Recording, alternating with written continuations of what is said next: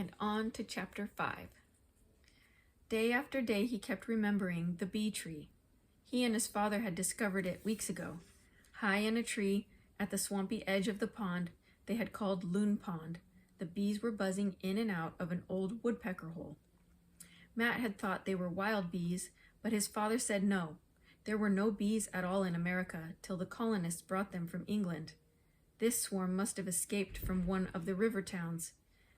Bees were better left alone, Pa said. He felt he could scarcely endure another meal of plain fish.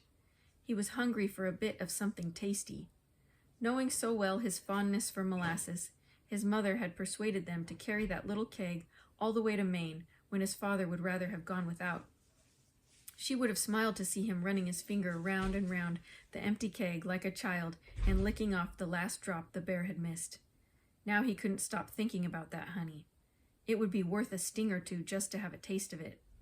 There couldn't be much danger in going up that tree and taking just a little, a cupful perhaps, that the bees would never miss. One morning he made up his mind to try it, come what might. It was an easy tree to climb, with branches as neatly placed as the rungs of a ladder. The bees did not seem to notice as he pulled himself higher and higher. Even when his head was on a level with the hole, they flew lazily in and out, not paying him any mind. The hole was small, not big enough for his hand, and the spoon he had brought with him. Peering in, he could just glimpse, far inside, the golden mass of honeycomb. The bark all around the hole was rotted and crumbling. Cautiously, he put his fingers on the edge and gave a slight tug. A good-sized piece of bark broke off into his hand. With it came the bees. With a furious buzzing, they came pouring from the broken hole. The humming grew to a roar, like a great wind. Matt felt a sharp pain on his neck, then another, and another. The angry creatures swarmed along his hands and bare arms, in his hair, on his face. How he got down out of that tree, he never remembered. Water. If he could reach water, he could escape them. Bellowing and waving his arms, he plunged toward the pond. The bees were all around him. He could not see through the whirling cloud of them. The boggy ground sucked at his feet. He pulled one foot clear out of his boot, went stumbling over sharp roots to the water's edge, and flung himself forward. His foot caught in a fallen branch, and he wrenched it clear. Dazed with pain, he sank down into the icy shelter of the water. He came up choking. Just above the water, the angry bees circled. Twice more he ducked his head and held it down till his lungs were burning. He tried to swim out into the pond, but his feet were tangled in dragging weeds. When he tried to jerk them free, a fierce pain ran up his leg, and he went under again, thrashing his arms wildly. Then something lifted him. His head came up from the water, and he gulped air into his aching lungs. He felt strong arms around him. Half conscious, he dreamed that his father was carrying him, and he did not wonder how this could be.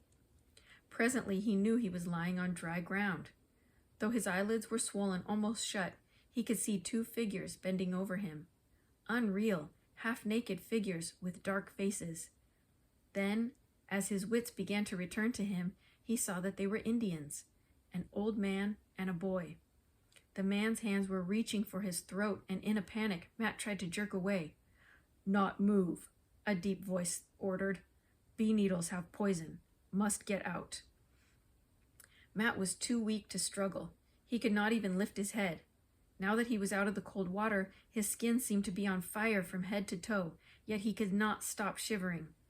He had to lie helpless while the man's hands moved over his face and neck and body.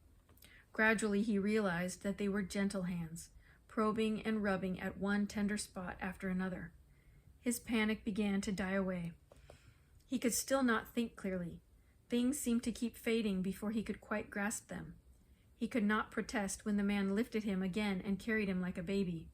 It did not seem to matter where they were taking him, but shortly he found himself lying on his own bed in his own cabin. He was alone. The Indians had gone.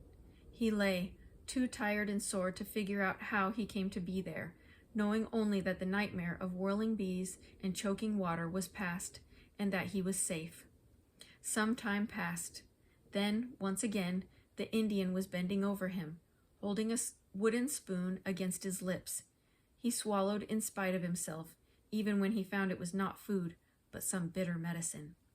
He was left alone again, and presently he slept.